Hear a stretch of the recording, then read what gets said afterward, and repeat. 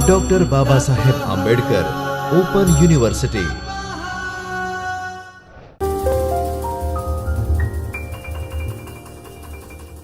નમસ્કાર વિદ્યાર્થી મિત્રો. ડૉક્ટર બાબા સાહેબ આંબેડકર ઓપન યુનિવર્સિટીમાં જ્યોતિર્મય પરિસરના ચૈતન્ય સ્ટુડિયોમાંથી ગુજરાતી વિષયના અધ્યાપક તરીકે હું આસિસ્ટન્ટ પ્રોફેસર ડૉક્ટર જીતલ રાઠોડ આપને આવકારું છું. વિદ્યાર્થી મિત્રો, આજે આપણે આ વ્યાખ્યાનમાં ગુજરાતી સાહિત્યના મૂર્ધન્ય સર્જક ગાંધીયુગમાં શ્રી સર્જક ઉમાશંકર જોશીનું અમૃત લઈ આવ્યો અવનીનું એ સોનેટનો આપણે આજે આસ્વાદ માણીશું. મિત્રો, આ સોનેટનો આપણે આસ્વાદ કરીએ તે પૂર્વે આપણે આ સોનેટ માટેના જે ઉદ્દેશો છે એ હવે જાણી લઈએ. મિત્રો, આપણે જાણીએ છીએ કે ગુજરાતી સાહિત્યમાં સોનેટનું સ્વરૂપ એ એક રૂપાંતરિત સ્વરૂપ છે અને સોનેટનો ગુજરાતી સાહિત્યમાં સૌ પ્રથમ પ્રારંભ કરનાર બળવંતરાય ઠાકોર એ સૌથી પહેલા કવિ હતા અને ગાંધીયુગમાં ઉમાશંકર જોશી એ પોતાના ઉત્તમ સોનેટો રચી અને પ્રતિભાવંત સર્જક તરીકે રહ્યા છે. આ કવિએ ઉત્તમ સોનેટો તો આપ્યા જ છે, ઉપરાંત એમનું સાહિત્ય સર્જન પણ વિપુલ પ્રમાણનું છે. તો મિત્રો, હવે આપણે જોઈએ કે આ સોનેટના ઉદ્દેશો કયા કયા છે. મિત્રો, આ સોનેટના ઉદ્દેશોમાં આ અભ્યાસથી તમે સોનેટ ગાંધીયુગમાં સોનેટની કવિતાથી પરિચિત થશો. ઉપરાંત ગાંધીયુગમાં જે એ સમયના સર્જકો છે એ કવિતા અને એ સમયના પરિબળોથી જે સાહિત્ય સર્જન કરે છે તેનાથી પણ તમે પરિચિત થશો. ઉપરાંત ઉમાશંકર જોશીના સમગ્ર સર્જન સાહિત્ય, તેમનું જીવન અને કવન એ તમામ માહિતીથી તમે પરિચિત થશો. ગાંધીયુગના આ કવિ ઉમાશંકર જોશીના ઉત્તમ સોનેટોની જે વિશિષ્ટતાઓ છે અને તેમની જે સર્જન શૈલી છે તેમના વિશે પણ તમે ગાઢ અભ્યાસ કરી શકશો. તો મિત્રો, હવે આપણે આ સોનેટની પ્રાસ્તાવિક ભૂમિકા જોઈ લઈએ. આ સોનેટ એ કવિ ઉમાશંકર જોશીએ અમૃત લઈ આવ્યો અવનીનું એવું શીર્ષક આપી અને રચ્યું.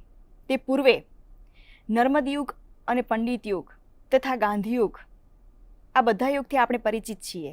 તેમની કવિતાઓથી પણ તમે પરિચિત હશો.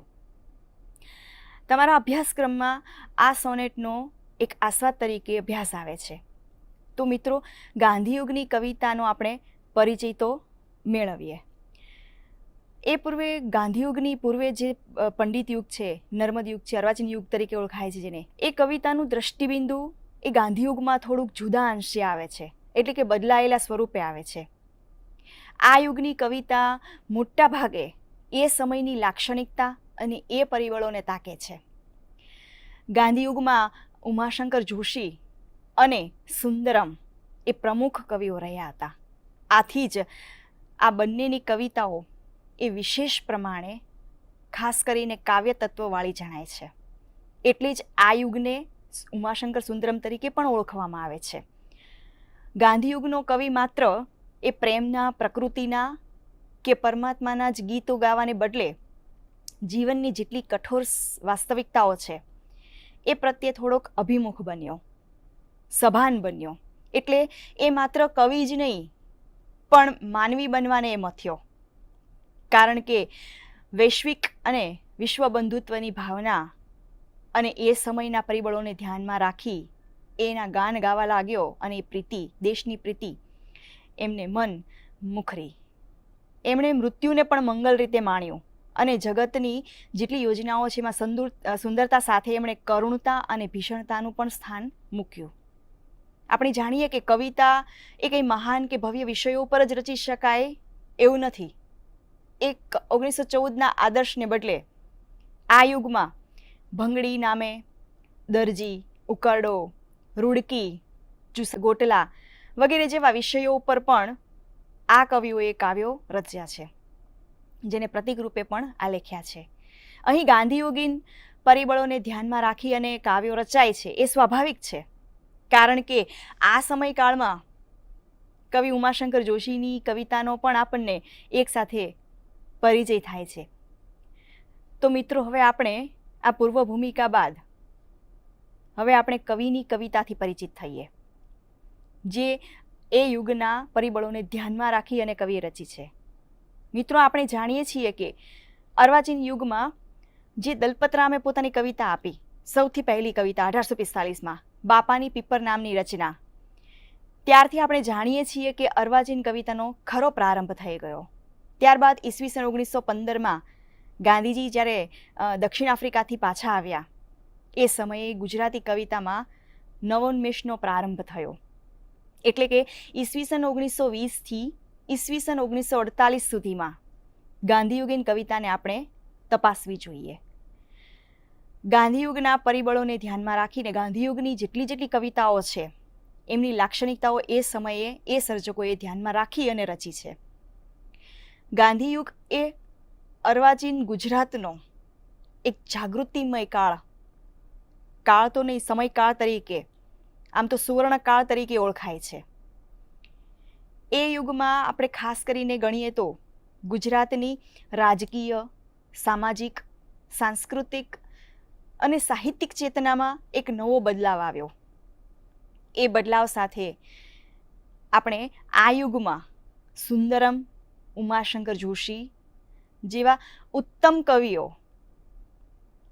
કનૈયાલાલ મુનશી અને રમણલાલ તથા પન્નાલાલ પટેલ જેવા ઉત્તમ નવલકથાકારો, તો ધૂમકેતુ, રાવી પાઠક જેવા ઉત્તમ વાર્તાકારો, અને રાવી પાઠક છે, વિષ્ણુપ્રસાદ બક્ષી છે જેવા ઉત્તમ વિવેચકો, અને કાકા સાહેબ કાલેલકર જેવા ઉત્તમ નિબંધકારો આપણને મળ્યા.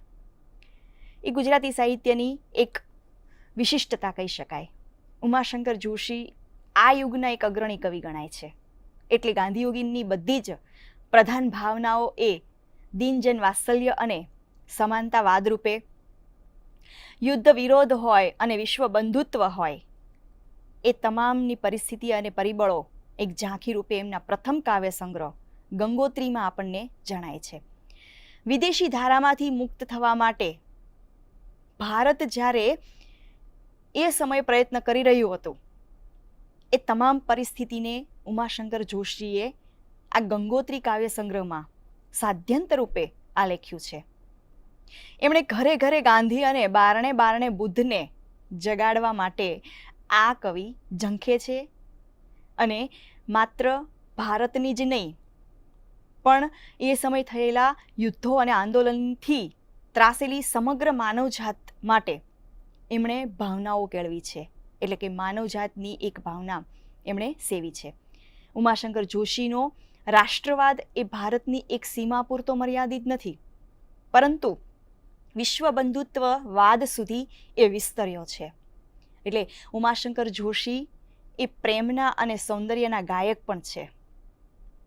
એ પ્રેમ એટલે અલબત્ત એ વ્યક્તિનિષ્ઠ પ્રેમ નહીં, કે આપણે જેને ગણીએ છીએ સ્થૂળ આકર્ષણ કે આવેશ નહીં, પણ જીવનના માંગલ્ય અને માનવતામાં જે એક ઉપાસક તરીકે, એક ગાયક તરીકે જેમણે ભાવનાઓ સેવી છે, એ પ્રેમ, જીવનની વિષમતાનો એમણે અનુભવ છે.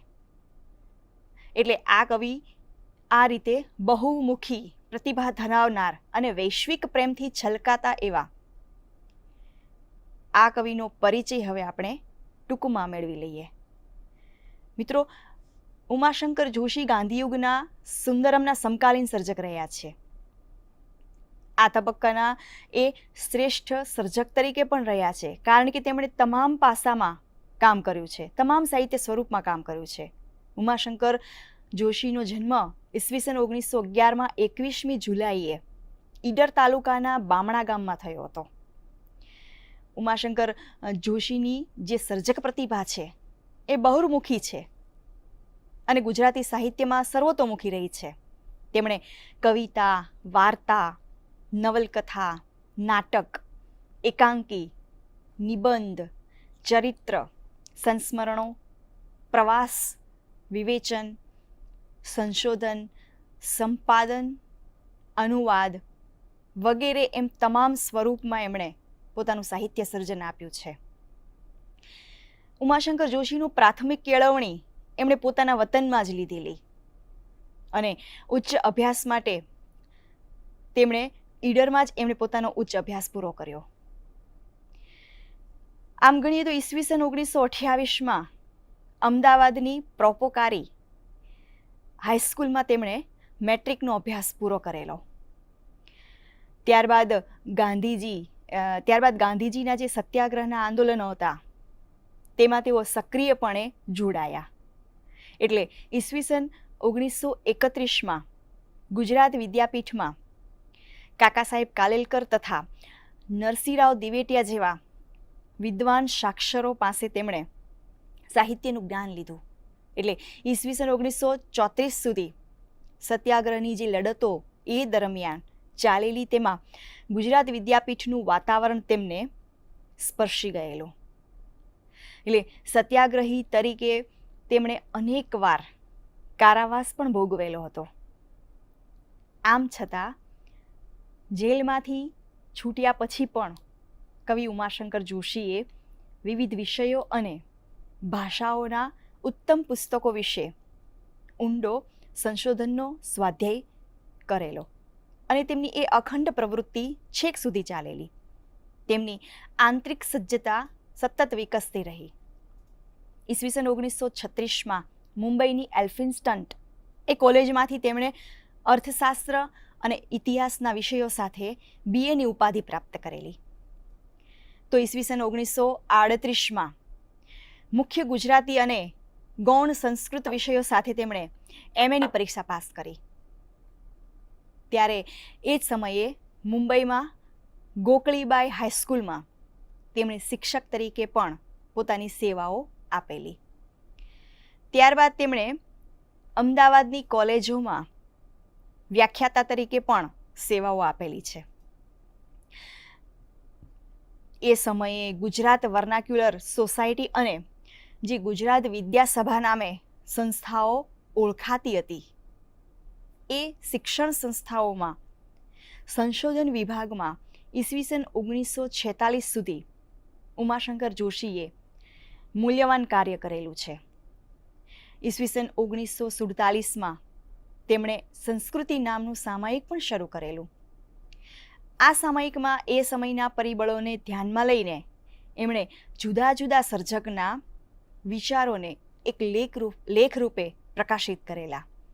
એટલે તેમની સાહિત્યિક પ્રવૃત્તિને ધ્યાનમાં રાખીને ઈસવીસન 1954માં ગુજરાત યુનિવર્સિટીના ભાષા ભવનના પ્રોફેસર અને અધ્યક્ષ તરીકે ઉમાશંકરની નિમણૂક થઈ.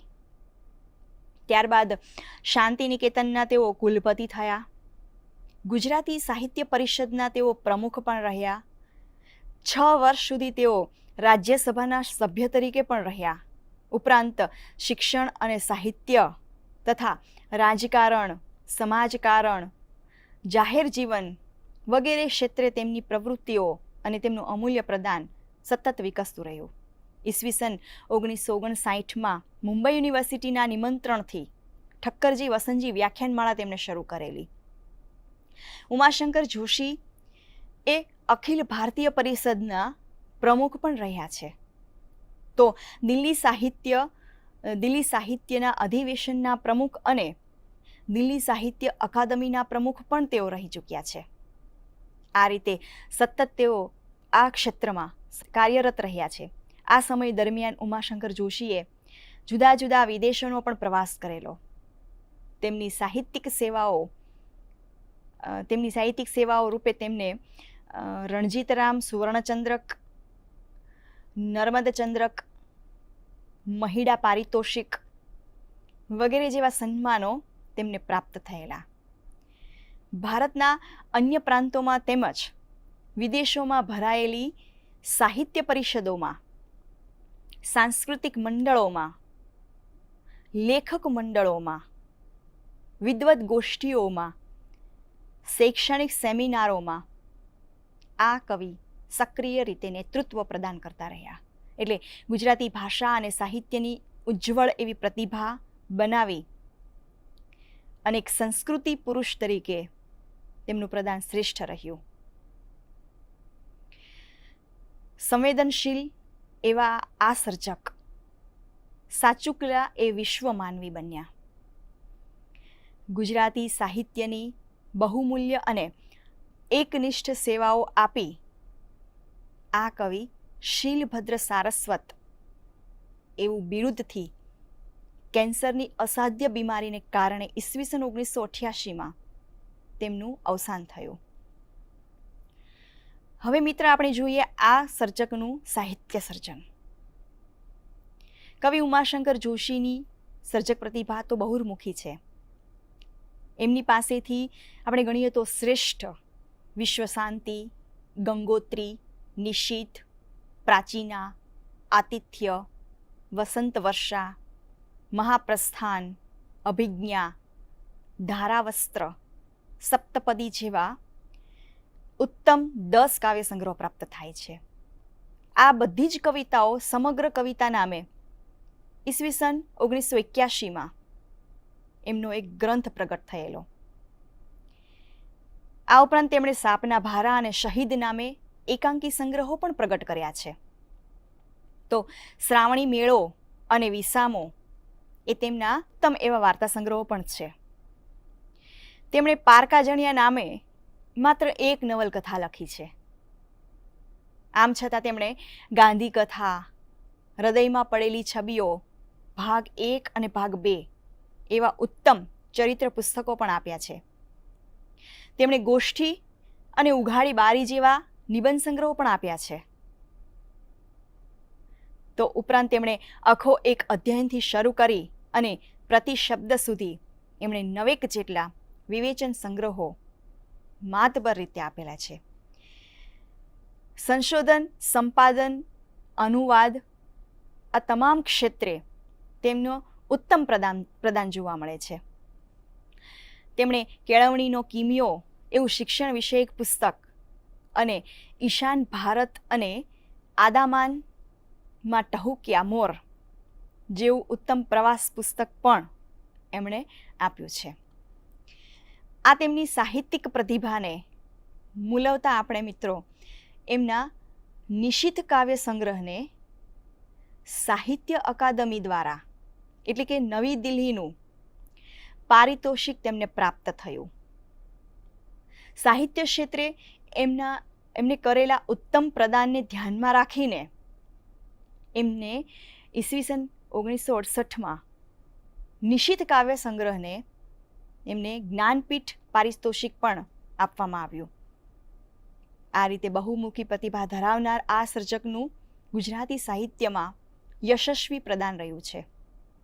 સમગ્ર રાષ્ટ્રમાં એક સમર્થ કવિ, વિદ્વાન અને ઉત્તમ વિવેચક, સત્વશીલ અને નિર્ભય પત્રકાર તેમજ માર્મિક સાંસ્કૃતિક ચિંતક તરીકે ઉમાશંકર જોશીનું નામ સર્વત્ર વ્યાપી ગયું હતું. આથી જ કહેવાય છે એમણે ઉચ્ચારેલું કે મારું નામ ભાષામાં ઓગળી ગયું છે.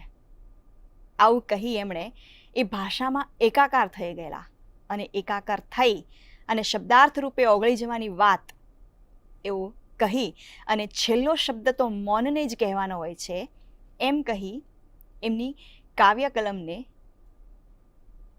એ સતત અવિરત એ ચાલુ રાખે છે. એવું માને છે કે કાવ્યકળા તો મુક્તિની ખોજ છે. તો વળી પાછા હું છિન્ન ભિન્ન છું એમ કહીને વૈશ્વિક રૂપે સર્વમાં સંસ્કૃતિનું એમણે ચિંતન દર્શાવ્યું છે. સારસ્વત સંસ્કૃતિ પુરુષ તરીકે કલા, ધર્મ, માનવતા, શ્રદ્ધા અને જીવન માંગલ્યોનું જ આ દર્શન કવિ કરાવે છે. એમના કાવ્ય સર્જનની વાત કરીએ તો એમની કવિતામાંથી આપણને એક તરફ જીવન તરફની પ્રેમ દીક્ષા દેખાય છે તો બીજી બાજુ સૌંદર્ય દીક્ષા, એમ બંને પાસામાં એમની કવિતાને આપણે મૂલવી શકીએ. આ બંને પાસાના વચ્ચે એટલે સ્તંભો વચ્ચે કવિનું આંતરબળ એક પ્રગટ થયું છે. એમના તમામ સ્વરૂપમાં સર્જન કરનાર આ કવિની કવિતામાં ઈડરિયા ડુંગરાના ઝરણેથી પ્રથમ પંક્તિ એ ઈડરિયા ડુંગરાના ઝરણામાંથી પ્રથમ પંક્તિ રચી માત્ર 15 વર્ષની ઉંમરમાં જનતા તટે કુદરત પટે સૌંદર્ય નિકેતન હતું એમ છેલ્લી કાવ્ય પંક્તિ રચી અને સાસણગીરમાં સિંહમય રાત્રિ એટલે આ બંને દ્વિધાઓ વચ્ચે એમણે વિશ્વ શાંતિ એવા કાવ્ય સંગ્રહથી માંડી અને સપ્તપદી સુધી એમ સમગ્ર કવિતામાં ઉમાશંકર જોશી એક શ્રેષ્ઠ કવિ તરીકે ગુજરાતી સાહિત્યમાં પ્રસ્થાપિત જણાય છે. એ જ તેમની કવિતાનું વૈવિધ્ય અને એમને પ્રતિભાવંત કવિ તરીકે ઠેરવે છે. એમણે પોતાની કવિતામાં પ્રણય, પ્રકૃતિ, ચિંતન અને માનવતા માટેના ભાવો આલેખ્યા જ છે. આની સાથોસાથ એમણે વિશ્વ શાંતિની ભાવના કેળવી અને વિશ્વ નાગરિકોને પણ એમણે ચાહ્યા છે. એટલે તેઓ સમકાલીન અને પૂર્વકાલીન કવિઓમાં પ્રેરક અને પ્રભાવક રહ્યા છે. તો મિત્રો, હવે આપણે કવિ ઉમાશંકર જોશી રચિત આ સોનેટ અમૃત લઈ આવ્યો અવનીનું એનો આપણે આસ્વાદ માણીએ. અમૃત લઈ આવ્યો અવનીનું કાવ્ય એક ખરેખર ગુજરાતી સાહિત્યનું ઉત્તમ સોનેટ છે. બક ઠાકોરનું ભણકાર આપણે જાણીએ છીએ કે ગુજરાતી ભાષાનું પ્રથમ સોનેટ ગણાય છે. એટલે ગાંધીયુગમાં અનેક કવિઓ એ સમયે સોનેટ રચનાઓ આપતા હતા. ભાગ્યે જ કોઈ એવા કવિઓ હશે કે જેમણે સોનેટ નહીં રચ્યું હોય. એટલે આ કવિએ સૌ પ્રથમ પોતાને અભિવ્યક્ત કરવા માટે કવિતામાં સોનેટ પ્રકારને પસંદ કર્યો અને સોનેટ સ્વરૂપની કવિતા એમણે આપી. એમની સોનેટ સર્જનની પ્રવૃત્તિ ઈસવીસન 1928થી ઈસવીસન 1979 સુધી સતત ચાલુ રહી. એમના મોટા ભાગના સોનેટો એ પેટ્રાર્કશાહી અને શેક્સપિયરિયન શાહી એ બંને શૈલીમાં રચાયેલા છે. એમની રચનાઓમાંથી જ્યારે આપણે પસાર થઈએ ત્યારે સ્વથી સર્વ સુધીનો, સ્થૂળથી સૂક્ષ્મ સુધીનો, ભૌતિકથી આધ્યાત્મિક સુધીનો એક વિકસતો જોવા મળે છે. વૈશ્વિકતા અને દેશપ્રેમની ભાવના એમના ઉત્તમ સોનેટની એક વિશિષ્ટતા ગણાય છે. જુઓ, એક પંક્તિમાં એમણે ઉત્તમ ભાવ રચ્યો છે. વ્યક્તિ મટીને બનું વિશ્વ માનવી, વ્યક્તિ મટીને બનું વિશ્વ માનવી, માથે ધરું ધૂળ વસુંધરાની, માથે ધરું ધૂળ વસુંધરાની. એટલે ઈસવીસન 1945માં લખાયેલા સોનેટ ભલે શૃંગો ઊંચામાં વ્યક્ત થયેલી ભાવના જુઓ. ભલે શૃંગો ઊંચા અવની તલવાસો મુજ રહો, ભલે શૃંગો ઊંચા અવની તલવાસો મુજ રહો, વાત જરા ઘૂંટાઈને રહ્યા વર્ષો તેમાં, વાત જરા ઘૂંટાઈને રહ્યા વર્ષો તેમાં. તો અમૃત લઈ આવ્યો અવનીનું એ પ્રસ્તુત સોનેટમાં તેમણે માનવતાના ભાવ આ રીતે લખ્યા છે. જુઓ, બધો પી આકંઠ પ્રણય ભુવનોને કહીશ હું, બધો પી આકંઠ પ્રણય ભુવનોને કહીશ હું, મળ્યા રહ્યો તેમાં, મળ્યા વર્ષો તેમાં અમૃત લઈ આવ્યો અવનીનું, મળ્યા વર્ષો તેમાં અમૃત લઈ આવ્યો અવનીનું. તો ગયા વર્ષો અને રહ્યા વર્ષો એમાં એમણે એ બંને સોનેટો એમણે પોતાની જન્મતિથિ ઉપર લખેલા સોનેટો છે. એટલે હવે આપણે એમનું આ અમૃત લઈ આવ્યું અવનીનું એ સોનેટનો અભ્યાસ કરીએ. મિત્રો, રહ્યા વર્ષો તેમાં હૃદયભરની એક સૌંદર્ય જગતનું એક એમણે સૌંદર્ય આલેખ્યું છે. જેમાં ભલા પીલે વહાલ મુખ કર રખે સાત ડગનું, ભલા પીલે વહાલ મુખે કર રખે સાત ડગનું, કદી લાધે જે મધુર રચી લે સખ્ય અહીંયા, કદી લાધે જે મધુર રચી લે સખ્ય અહીંયા. નથી તારે માટે થઈ જે નિર્મી દુષ્ટ દુનિયા, નથી તારે માટે થઈ જે નિર્મી દુષ્ટ દુનિયા. અહો નાના રંગે અજબ દુનિયા શી સમજવી. અહો નાના રંગે અજબ દુનિયા શી સમજવી. તને ભોળા ભાવે કરું પલટવા જાઉં પલટી. તને ભોળા ભાવે કરું પલટવા જાઉં પલટી. તો મિત્રો, આ સોનેટમાં એમણે ગયેલા સમયનું મૂલ્યાંકન અને રહેલા સમયનો એક સંકલ્પ સાધ્યો છે. ક્ષણોમાં પસાર થતું અને જીવન વહી ગયા પછી જ આપણને ખબર પડે કે ઘણું બધું મોડું થઈ ગયું છે. એટલે આ કવિને તો વિશ્વ સમસ્તમાં માત્ર અમૃત છે એને જ પી લેવું છે. એટલે કવિએ આ સોનેટમાં એક જીવનનું ઉત્તમ ચિંતન સેવ્યું છે. ગયું છે એ બધું ગયું, પણ જે હવે બાકી રહ્યું છે એ જીવનને આપણે, એ ઉત્તમ ક્ષણોને આપણે સારી રીતે જીવવા માટે પ્રેરણા એ આ કવિ આપે છે. જે જીવનની એમની મધુરતમ ક્ષણો છે એને માણી લઈ અને કાલની આપણને ખબર જ નથી. એટલે જીવનના આ તમામ પ્રસંગોને વર્ણવી અને ઉત્તમ ચિંતન એમણે આ સોનેટમાં દર્શાવ્યું છે. એમના સોનેટના શબ્દો દ્વારા એમણે ઘણું સામર્થ્ય દર્શાવ્યું છે. વહી ગયેલી જે ક્ષણ છે એ ક્યારેય પકડાતી જ નથી. માત્ર બેસી રહેવા કરતાં આગળના માંગલ્યને વધાવી અને અહંકાર ઓગાળે અને આ મૈત્રી ભાવને ખોળે બેસી શકાય તો ઘણું પામવાનું છે. એટલે પ્રણયને એમણે ખપમાં લઈ અને કવિ દુષ્ટ દુનિયાનું એક કવચ શોધે છે. કવિ કહે છે કે આગળ, અહંગતામાં હા પગ ઉપરથી જાય પલટી. અહંગતામાં હા પગ ઉપરથી જાય પલટી. વિસારી હું ને જો વરતું. વિસારી હું ને જો વરતું. વરતે તે મધુરવી. વરતે તું મધુરવી. એટલે કે અહમ ઓગાળ્યા પછી આખું વિશ્વ એ કવિમાં સમાઈ જાય છે. પેટ્રાકશાહી શૈલીમાં આ સોનેટનું એક યુગ્મક એટલે કે આ અષ્ટકમાં કવિએ બાકી રહેલા વર્ષોમાં સૌંદર્યનું પાન કરી અને માણસો સાથે એમણે સાખ્ય ભાવ રાખ્યો છે. એટલે કે વિશ્વની બધી જ મધુરતાનું પાન એમણે કરવાની વાત કરી છે. આગળ કવિ કહે છે કે એમનું વર્ણન એમાં ઉત્તમ જણાય છે.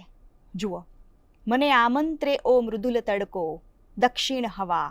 મને આમંત્રે ઓ મૃદુલ તડકો દક્ષિણ હવા. દિશાઓના હાસ્યો ગિરિવર્તણા શૃંગ ગરવા. દિશાઓના હાસ્યો ગિરિવર્તણા શૃંગ ગરવા. આ ષટકમાં એક વિવરણ છે, એટલે કે વર્ણન છે.